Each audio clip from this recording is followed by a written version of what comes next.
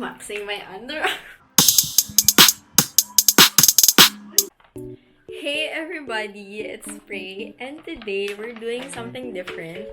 It's something that I've always needed to do or to get ever since the lockdown started.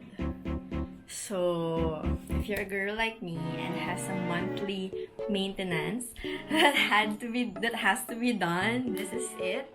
I'm just like you. So, I decided to do it myself. DIY natin to. Okay, so I've tried this before and it failed. So, after like 4 years, here I am trying to do it myself again. I'm waxing my underarm. It's been like 4 months, 3-4 months, and I just have to do it. I've just decided that this is the time to do it. Kasi, if not now, when? So I got this waxing kit from the Berry Kit. So I saw them on Instagram. Okay, so this is how my underarm looks like. Ah! Kadiri. Okay, so this is the kit. It has 2 popsicle spatulas. The wax, the honey wax. This one. There. And then, wait, let me try to open. Medyo mahirap buksan kasi madikit. There. I might have to microwave this for like 5 seconds. And then it has the cloth strips, and then a manual. Thank you for shopping. How to use. So, let me just microwave this real quick and I'll be back. It's just literally 10 seconds. Oh, so nag-soften na siya, and I'm just gonna have to wait for it to cool down before I apply this on my skin. Bango! Ang tamis! Pwede ba ito kainin? Sure. I will have to use this spatula to help mix and just ma-soften siya. This is so fun! I mean, right now it's fun, but maybe, I don't know. I don't know what will happen. You know what? I think I'll pop this in the microwave for another 10 seconds. Sana hindi sobrang init. Mainit. Hot.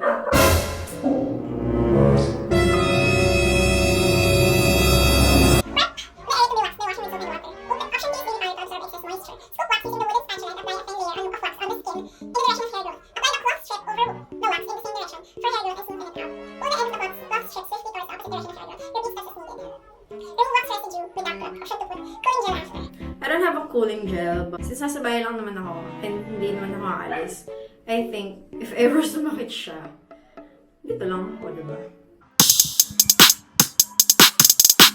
First layer. Wish me luck. Oh my God.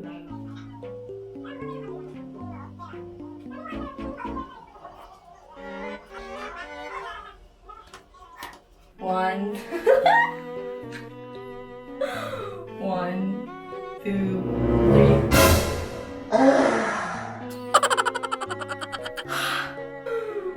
What the heck? Okay, trigger warning. Body hair. This is so gross, but so satisfying at the same time. That's so fucking gross. And that's so good, huh? It feels smooth. The upper part.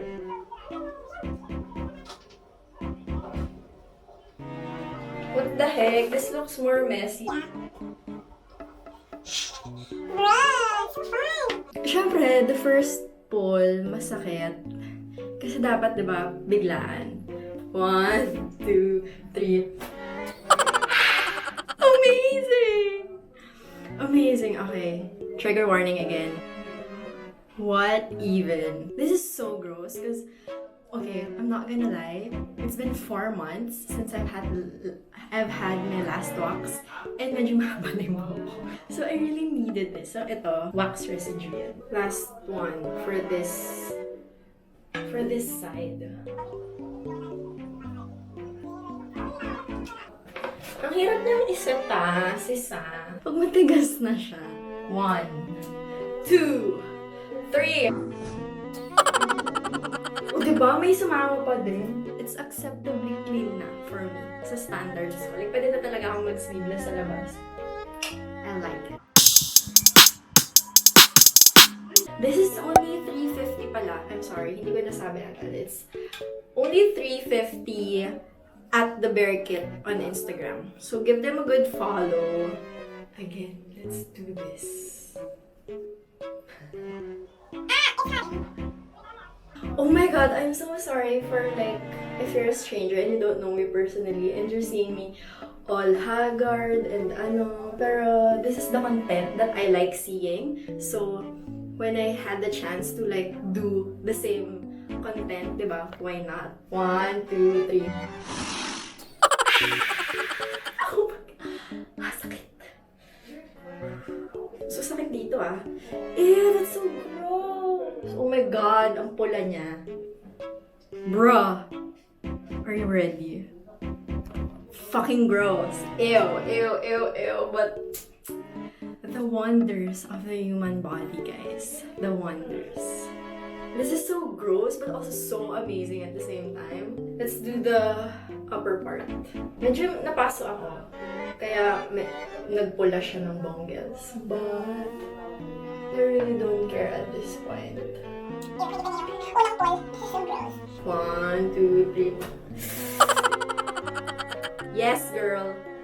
Yes. Meron pang konti. So, let's do a last pull. This is the last pull. So, medyo messy na siya. And, ito-tweezer ko na lang talaga yung iba. 1, 2, 3. Ah, amazing. May nakuha pa din kahit konti. Hindi pantay yung pagka-wax ko.